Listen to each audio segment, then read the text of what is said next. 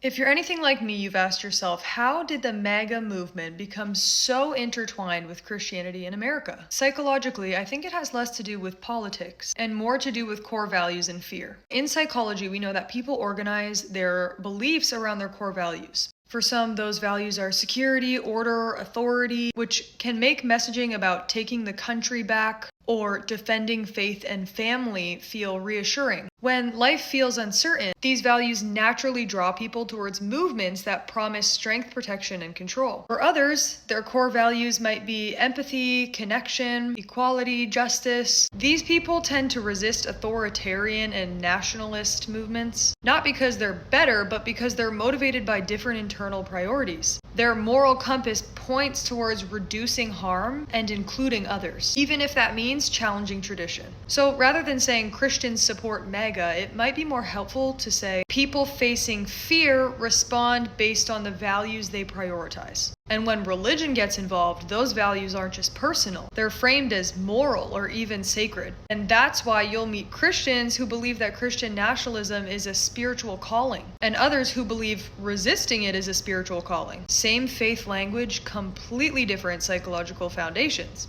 So maybe the real question isn't who's right or wrong, but what core values are being protected and what fear is sitting underneath those values, because that's what actually shapes belief.